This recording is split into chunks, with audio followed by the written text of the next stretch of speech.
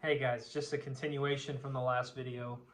Maybe I guess a little bit of a part two, not so much of a part two, but we're just gonna keep it running. High grade silver bullion. I'm gonna keep going through this cash box of coins here. If you're just tuning in, I made a brief part one. You can go watch that, or you can just start from here, it's fine. If you're new to the channel, do me a favor, hit that subscribe button, because I need some more subscribers, getting closer to 1,000, so thank you in advance. Um, as, as far as I go through these coins here, I'm just going to pull one out and we're going to talk about it a little bit. Rwanda's, those African coins, they're really cool, honestly. I always thought, like, was it the meerkat? No, these are the Impala. Okay, so the Impala, they started this series back in like 2008. I know the plastic isn't doing us any justice, but I've always thought they were really nice coins. So, and the low mintage on them helps. That's when, as a coin collector at heart, right, I can talk about like numismatic stuff, rarity. There's always demand for low mintage. First year issues always do really well. A lot of you might be like maybe thinking about getting into the coin hobby. Some of you may be just thinking about buying silver. There's a place for both, always do your research. If you're going to start now, you're going to be starting to buy into a time that's a little more hyped up, heavy premiums, but there's still, deals to be made. You can treat this hobby like a business, buy, sell, add to the stack. You could just be working a job and want to put some money away for like an investment long term. You might be one of those people who are like, I don't want all this cash or whatever you have. You just want a hedge. So you want to buy some metal. I'm a collector at heart. These here are the Proof Libertads. 2015 MS69 Mexican flag label. One of my favorite coins, actually. I've got the holy grails of these too somewhere. Well, I know where they're at, but they're put away. But these are some beautiful coins. The one thing I will say about these is Proof Libertad and non-Proof Libertads have a great history.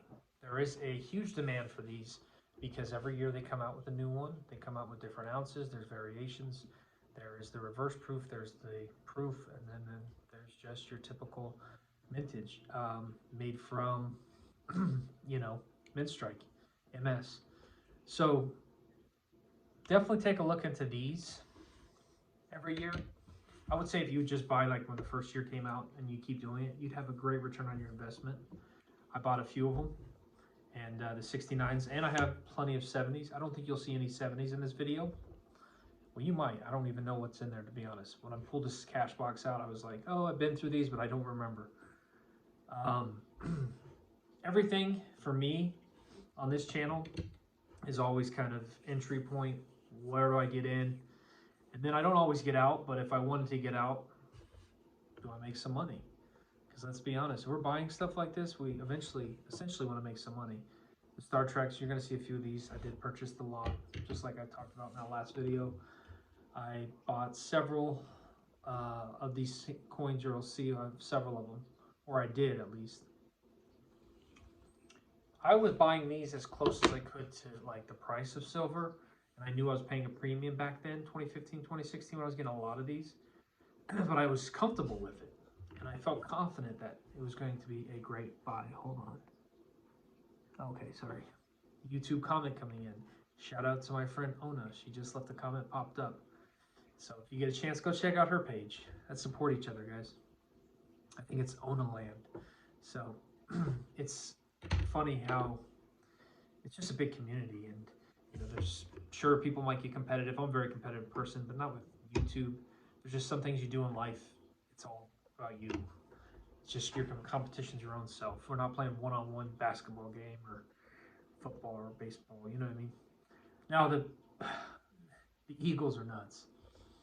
When you really think about this, guys, the premium on these has gotten so high. I remember I bought this up for like probably like $20 or something. I bought a lot, and it was cheap. But Eagles are so high on premiums from what I've been seeing and hearing. I think there's a lot of, it's almost like this silver's overdue, but there's a lot of fear. And then there's like a lot of that FOMO. I saw in crypto a little bit like, oh, get your silver now. This is why you buy when things are low and nobody's talking about it. It's so true. It does work out a lot in your favor when you do that. I've sold quite a few of these. They have this cool gold gilded edge. Excuse me one sec. Let's see if we can see. That might be better for the coins. And this is like a the NFL harmonica orchestra. Yeah, these are beautiful coins. I sold triple my money on a couple of these, and I kept a few. I told my brother, I was like, dude, it's goodbye. He's like, all right, I'll pay for the other half of the lot. We bought those, and it's a great hobby. Start your kids out with the mindset of creating their own bank. It's like Jim Rohn used to say. He said, teach your kids capitalism. Give them 2 bikes, one to ride and one to rent, you know. I think it's important because we do live in that country, especially being America, but I think it's also just a mindset thing. But I also think there's a sense of like religion is good to be like, you know, the 10%, the tithe. I think that stuff's valuable for people to know, learn, and understand. You make your own choices, and as an adult. The Year of the Monkey, though, is kind of cool. I've got some unique stuff here. More of the Pearl Harbor. Such a fun hobby, guys. And, you know, you start with one, it grows. People see some of my collection videos and things like that, but the real secret is it's just, you know, I'm a little bit older, not that old, but I'm, you know, getting older, into my 30s now. And the thing is this, though, even though I started at like 11 years old, you always think when you start adding to a collection, it's just one piece at a time. It's one paycheck, every paycheck putting something into something, you know what I mean? Just consistently over years. Another Proof 69 Libertad. These Mexican flag labels are really starting to get pricey. My 70s are just getting high, like $300 a piece high, I think.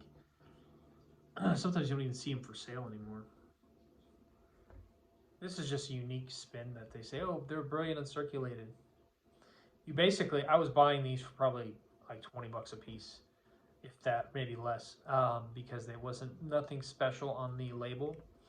It was basically encapsulated in here, and then they just said, oh, you know what, we'll just say they're all BU. Maybe they didn't grade, you know, Proof 64 or 5. Maybe they felt like they were under a certain number, so they just said BU, which is probably what they did. Now, these are really cool. These are really worth looking into. The Privy, right? The Privy is also here. It's like, this is a Canadian maple leaf, but you really got to think like, this is where the collector demand versus just the silver stuff comes into play. These are I think this is the Mark V, right? Yeah, that's the tank. The tank Privy here. When you get the chance, you look at things like this, then you find out what the mintage is like, you know, and this is just food for thought for a lot of you guys out there. Because, like I said, everybody's at a different level in their collecting strategies. Everybody's going to be coming from a different place in their life.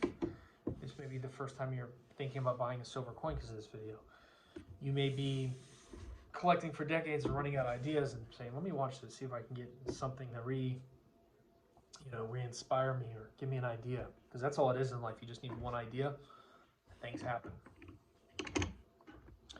So I'm going to share with you a couple more cool ones before I get out of here, because I know we're getting long in this video. But here's another Privy. And I don't really care that I'm showing some of these. I know people are weird. They're like, oh, they're going to steal your thing or whatever. Your certification, your cert number. A lot of times you go on PCGS or NGC, you can type in a cert number up here, and then what'll happen is it'll tell you how many are in population and all that. I've been dealing with the coin stuff a long time. Maybe I take some of it for granted because I've been doing it for so long. But a lot of people will hide that stuff because they're afraid somebody's gonna take that cert number and then like go duplicate your coin or, you know. But These are the Bigfoot privies. These are some really, this is a 69. These jumped unbelievable. I know I was supposed to tell you guys some of my price points I paid on some of these.